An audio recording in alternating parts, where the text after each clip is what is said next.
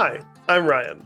Hey, I'm Jess, and you're listening to Your Therapist Is Not Okay. On today's episode, we'll be talking about laughter and play in the therapy room.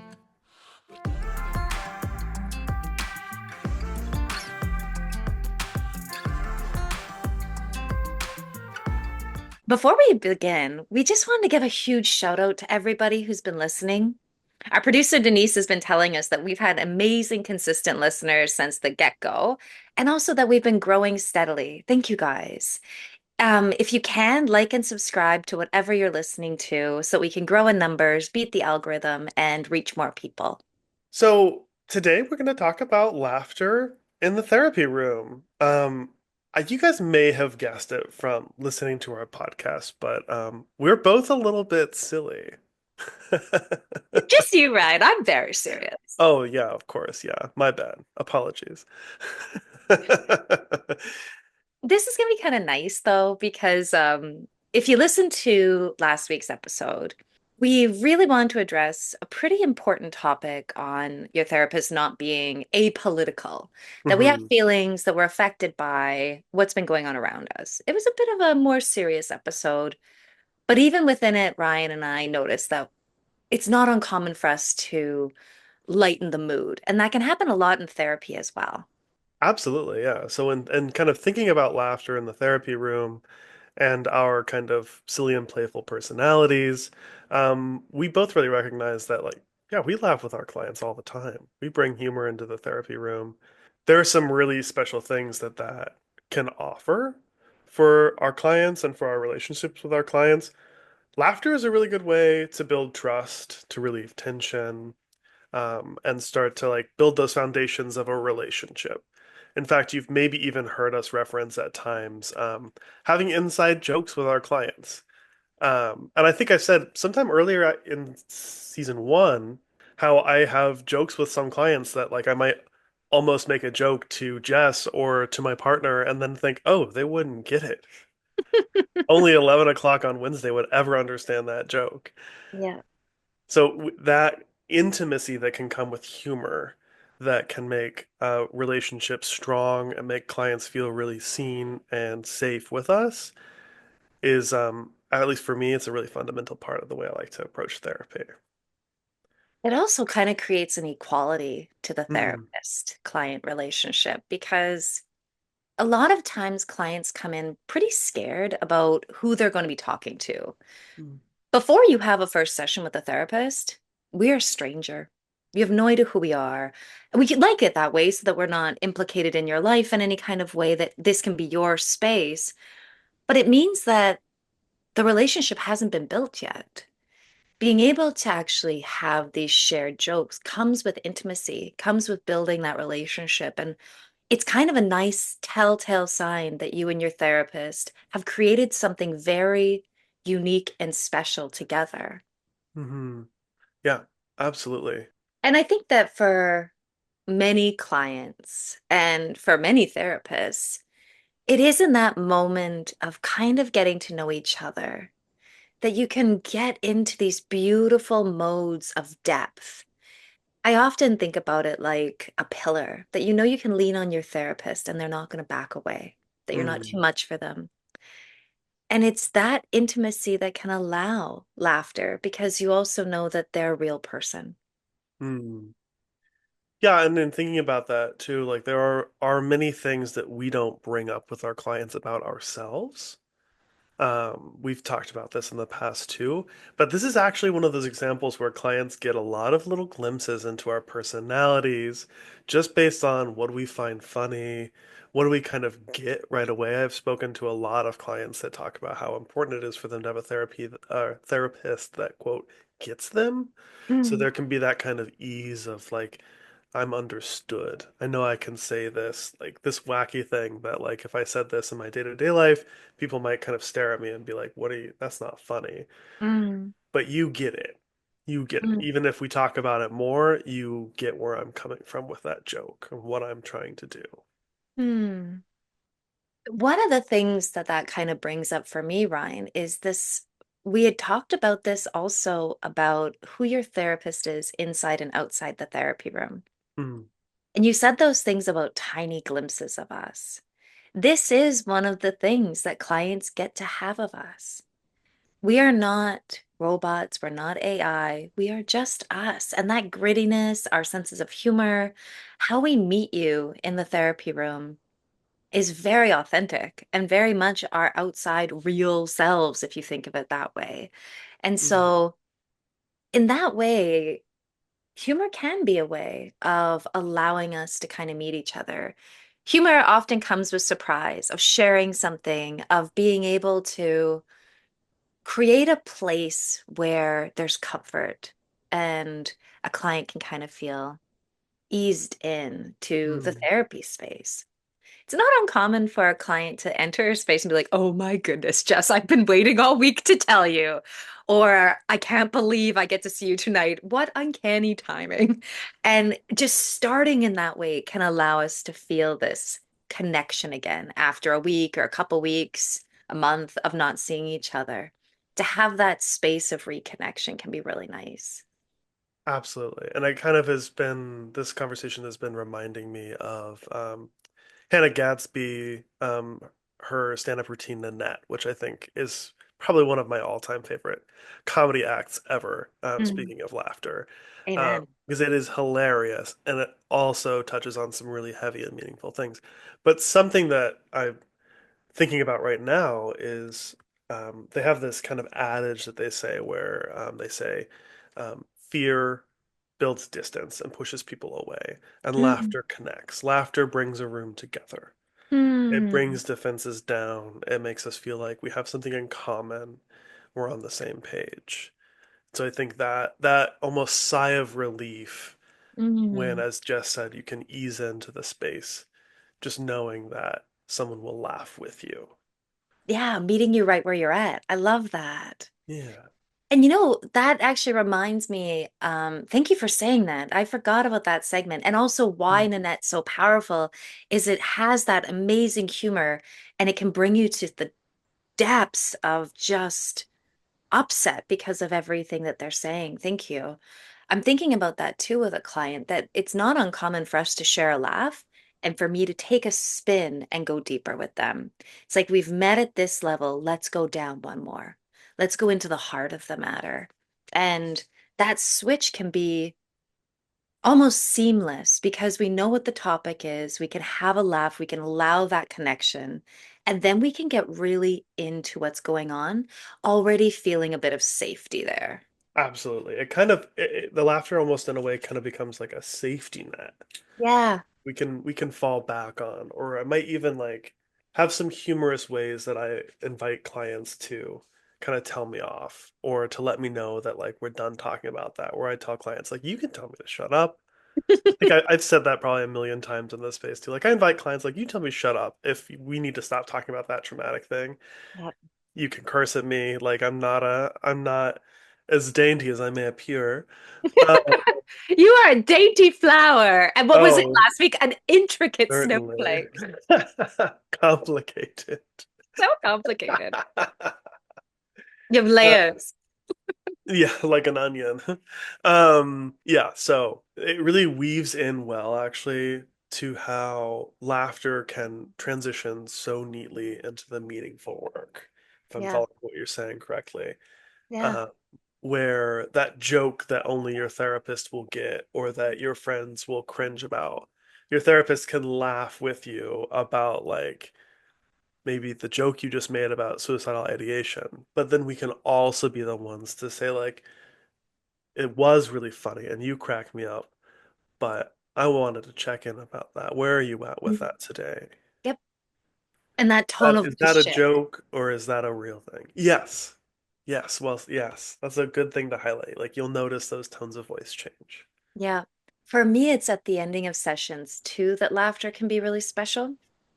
I often do what I call back in time work, where it depends, the imagery will change from client to client, but we might take something really specific that we want to talk about that might have been on quote unquote the shelf for a while that we're now ready to talk about. And before we do any of that scary stuff, I might actually ask a client, I'm going to give us 10 minutes at the end of session.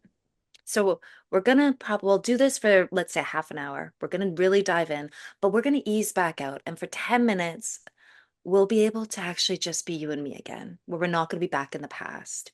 What do you need during that time? And some clients might say, can we talk about our dogs?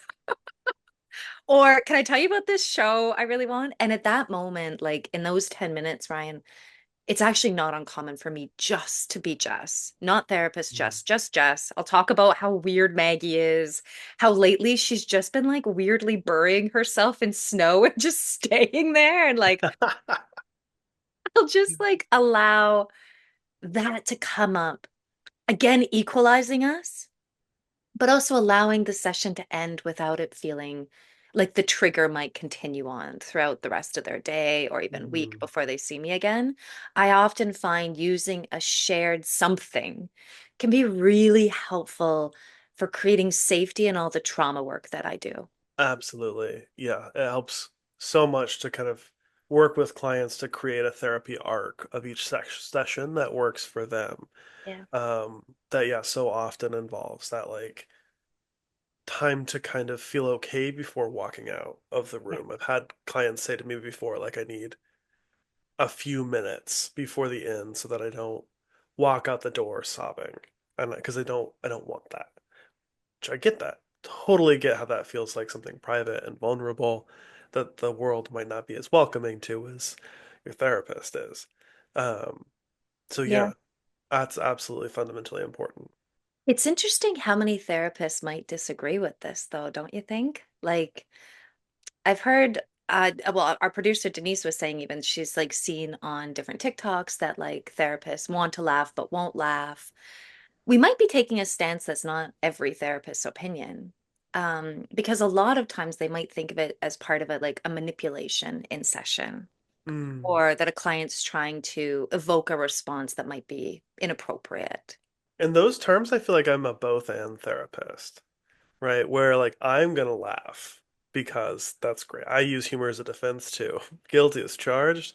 Mm. Um, and then I'm gonna be also a therapist that then says like, okay, kind of like we were saying a minute ago, like, okay, I'm noticing how funny you are and how you've kind of built that skill over time.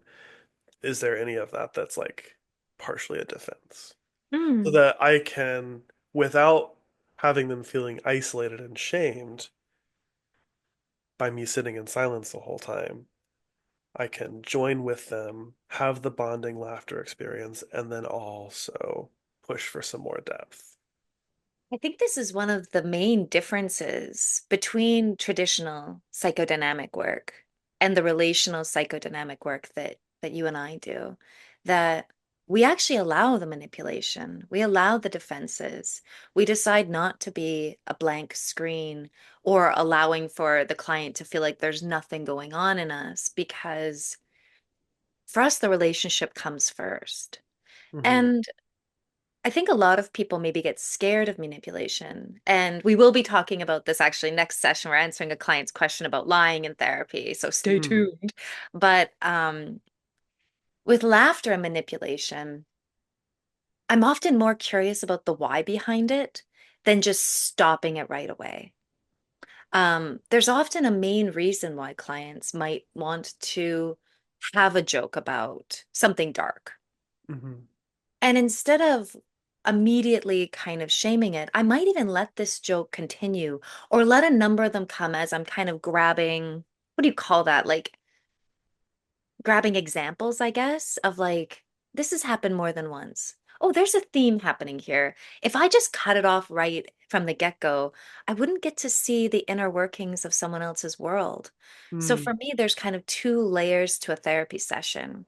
There's what's being said and what we can like navigate, but there's also who this person is, how they've actually survived for as long, what their resiliences are, what their defenses are, which I often link to resilience. Our Hmm. defenses have always been necessary. They might be maladaptive now, but they were necessary then. And if humor's one of them, I want both of those things to happen simultaneously.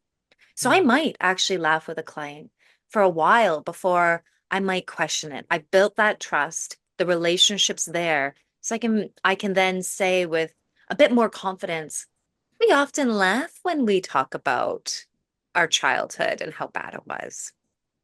Something feels like it's really important for us to have that laughter, but I don't quite know exactly what it is. Let's talk Mm, about it if you want. What do you make of that? right. And that's something that I immediately notice about the way you phrase that, that is kind of an ethic for me in life and also as a therapist, is building power with people instead of power over, right? There can be a very power over approach that's like, you're laughing and it's an inappropriate defense right now. Like this is maladaptive. Um, which, to be fair, I don't know any therapist that would be so harshly direct as that, but that's it's an exaggerated example that, I don't want to take power over the client and their issues. I want to support the client to build their power with their issues.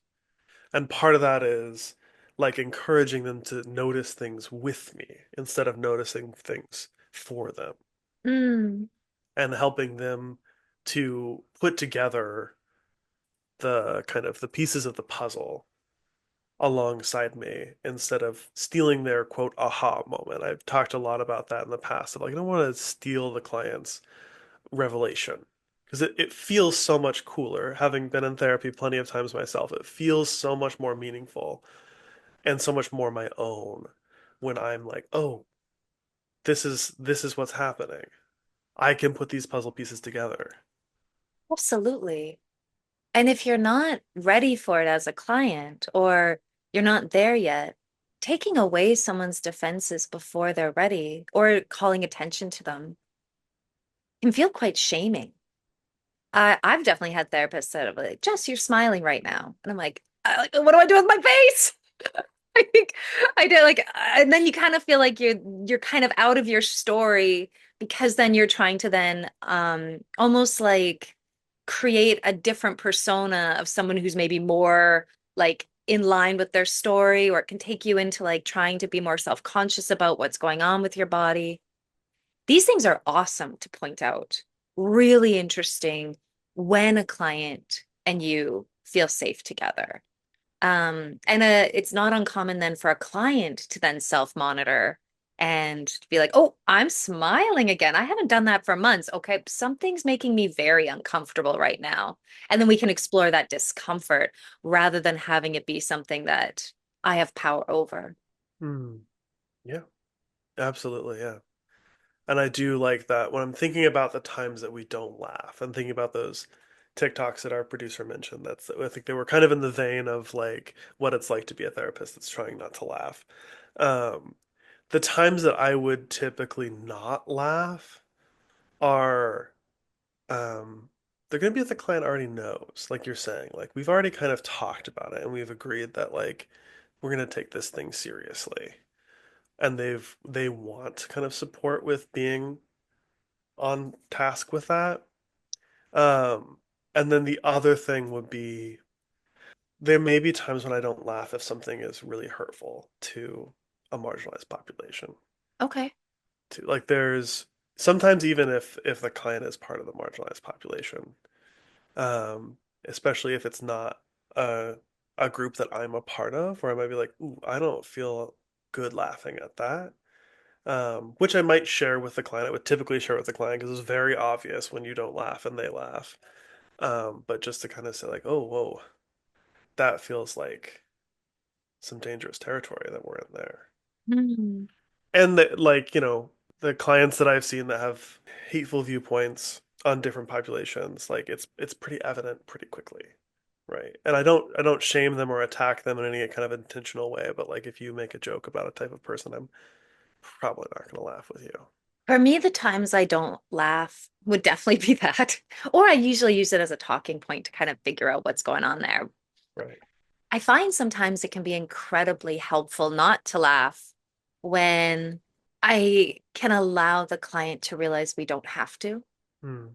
Like if they were called something horrific as a child and they laugh and they say that, or if they shame themselves with a laugh, if they try to make light of something, sometimes my facial expression will say, that was never going to be okay. And it Hmm. wasn't, but you were taught that that had to be okay. And it's not uncommon for that laughter then to turn into tears, to allow them the space to say that actually I didn't like that. And I have been trying to like make it okay. Or I always make this joke about myself because if I'm the first one to make it, then no one else can make it. All of these things can be really powerful that it's just about reading the room, I guess. Because maybe a question a listener might have is like, how do you know what the difference is? I think Mm, for me, the clear thing of the difference is like, is this something that we're sharing together? You can feel it in your body. Or is this something that is causing hurt that we've been told that we have to treat it a certain way?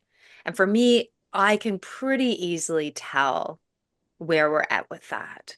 And using laughter to create an equality and building a relationship is beautiful.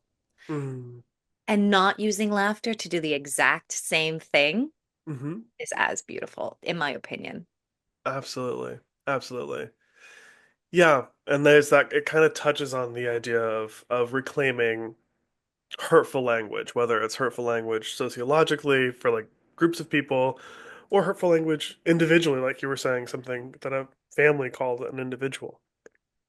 For me, the litmus test with that is always, is it um, the reclaiming? Are we using the word the same way it was used to hurt? Or are we using it in a way that denotes like actually that is a source of power and a thing to protect and love? Hmm. Because if we're still using it in the same hurtful, negative way as the source of abuse, Hmm. then to me that's not quite reclaiming. It's not necessarily for me to tell people they can't do that, and that's Hmm. not what I'm gonna do, but it feels different to me. It's not building community, it's not empowering. Yeah. I think it's pretty easy to feel what my body's telling me. Hmm. Like if you and I are giggling, my body's not feeling any kind of sadness. But if Hmm. someone laughs and I want to cry, I have to listen to that. And if I have trust with a client, I might even use that exact language. You laughed at that. My body didn't want to laugh at that. My body actually felt really heavy and wanted to cry. And it's pretty remarkable how that can allow space of depth, just welcoming that, throwing myself and my own kind of feelings under the bus to allow this experience to actually be felt by, or give space for it to actually have that Hmm. intensity that it needs. Yeah, I love the realness and the rawness of that too. And thinking about how we've talked about good therapy being a therapy where you are often going to be challenged, where you don't know exactly what's going to come next as the client or as the therapist, Yeah. and being kind of open to finding out. And that can be one of those special moments for building everyday life skills is when you feel that sudden drop and like, oh, someone's feeling something very different than me. And then we can survive that and we can talk Hmm. about that and Hmm. we can learn from each other in this kind of safe petri dish, as we sometimes call it. I think this is kind of tying into our next topic about play. I think you're right.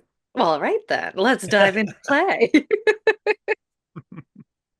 When we get to do that with clients, when we get to try out a new way of experiencing an emotion, if I was told that I was dumb my whole life and I'm gonna laugh about how dumb I am about something, and then the therapist is like, that really hit me in the chest.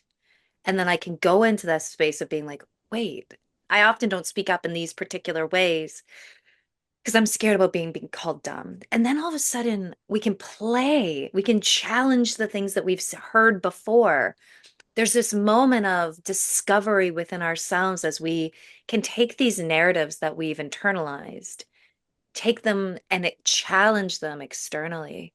Hmm. That can actually be a form of play, which we don't often think about it just when we have that word, but actually is. Play for me is about being able to take who we are and create new modes of being within it. Mm.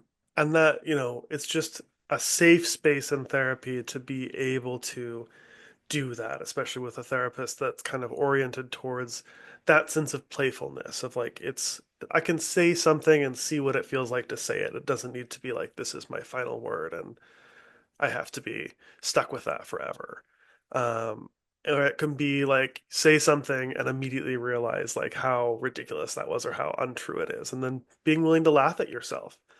And the way I encourage clients to do that is by laughing at myself when I get tongue-tied or I say something ridiculous or I've shared a story before like where I said the same thing over and over because I'm caught in a loop.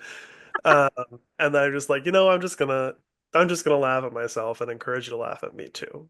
Yep. It's just a way to kind of be playful and recognize that we are creating ourselves, we're creating our relationships all the time. Um, what I have noticed is that a time when this might come up for clients, especially clients with complex trauma or who have experienced a lot of abuse, playfulness can feel very challenging. Often the laughter can feel like a safer form of playfulness. Yep.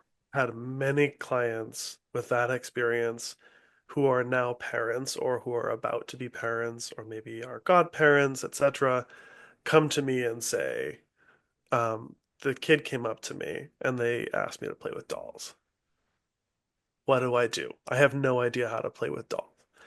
And it's heartbreaking in a way in that it's really rooted in like you didn't get to play with dolls. You didn't get to have an experience of being carefree and playful either because you weren't safe or you weren't allowed to play with that thing because of norms and expectations. Um, yeah. So that really stands up to me as like one of the very grounded and clear ways I could theoretically express that play is important to how we develop and to filling gaps in our development that we experienced because of trauma in the past. What trauma does to a child is it ages them. You, generally speaking, are in a situation where you haven't felt safe. And that can be a number of things. It can be having parents that would take away emotions or either diminish yours or have a bigger emotion than you and you learn how to monitor. Could be parents that are quite unpredictable and you have to watch their moods to see how safe you're going to be. All of those things mean that you don't get to just play. You don't get to just be free.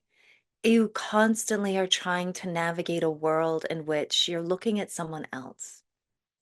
And when you're an adult and you have kids, like what you're saying, Ryan, is actually you might have a second chance at that.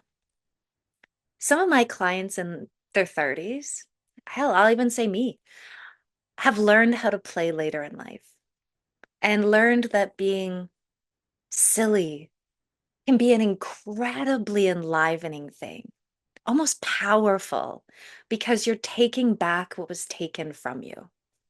And I think that that is something that can be incredibly helpful to just learning how to be freer in yourself or reclaiming something that's been removed from you before. And that can be quite scary, to try something brand new, to Oof, do yeah. something that might allow you to reclaim part of your childhood. Hmm. Absolutely. And therapy can be that space to try those things out that used to be too scary, but now maybe you feel safe enough because this person gets it. They are willing to laugh with you. They have supported you to make these realizations on your own. Um, and now you can explore that knowing that there's not going to be any judgment. The Mm, other shoe's not going to drop. This is going to be a consistent presence for you. And an example that we've talked about before is exploring different parts of our identity that weren't safe to explore before. yeah, I was just thinking that. I think I've already said this before on this podcast, so let me repeat myself if I have. But being virtual has been incredible for allowing people different gender expressions. Um, because we may not necessarily feel safe outside right now. But if we feel safe in here, play can start in the therapy room where you're with somebody that's going to cheers you on as you do a fashion show. Hmm. It can be incredibly helpful for any kind of gender expression. It can also be really helpful if you've ever been someone who's experienced fat phobia, Hmm. trying on something really special that we might have felt like was not where our body was not allowed to have this kind of garment. It Mm, can allow you to feel a little bit more free, even within the safety of your home, um, to get to have these new moments of what do you feel like right now? Oh, you feel good. You feel hot. All right. That can feel like this experience of just reclaiming, as I've been saying. yeah, absolutely, yeah. And I think that's one of those really special places that comes up for me with anyone who might be gender expansive, whether they're non-binary or trans, and they might be trying on dresses or suits for the first time. And I think we've mentioned this briefly at other times too, where they might be trying makeup on for the first time, might be letting their facial hair grow out or something, like all kinds of different ways that people might be embarrassed or feel very shy to try out for the first time at work or at the bar or at the family function, but they Mhm. know their therapist is going to be the safe and reliable place for them to do that. Yeah, if we've done our jobs well, we will be for sure. Absolutely. I love that. I think that just wrapping this up, it's so neat to think about how play can also be a form of activism in that way. Hmm. That we're taking away what has been told to us our whole lives, and we can act against it, um, either in what our bodies are allowed to be or look like, what we're allowed to look like in public. And that can even be just dancing or allowing yourself to just feel a little freer without consequence that we might have felt before. Hmm. Absolutely. Absolutely. And in particular, right now, without delving too much into that, this is a really important place to have for clients who may not only not feel safe to express themselves, but may actually really be at risk of danger or violence if they do express themselves. Um, so having at least this one space where you can be fully authentic. And then either decide I want to take that authenticity elsewhere, or let's keep it here. Or you know what? Let's try something else. Mm, I really agree with that. I think that what you just, how you wrap that up was really beautiful. And finding a therapist that you feel safe with allows that expression. I want to thank you all for listening to our podcast and for laughing with us. Because you can see this laughter that we're talking about in action in every recording that you listen to with Jess and I. It's a giggle fest. There are topics that even last week we specifically said there are things that we don't laugh at and things that we're not finding humor in right now, and we still found other things to laugh about. That is very true. Thanks so much for listening and tune in next time. Thanks so much for listening. If you enjoyed this episode, check out our others and stay tuned for even more episodes coming up. Follow us and leave a review on Spotify or wherever you listen to your podcasts. And please tell your friends. You can also follow us on Instagram too at Your Therapist Is Not Okay. Also, if you have any questions that you want us to answer, send us a DM there. We would love to answer your questions. And a lot of our topics come from listeners just like you.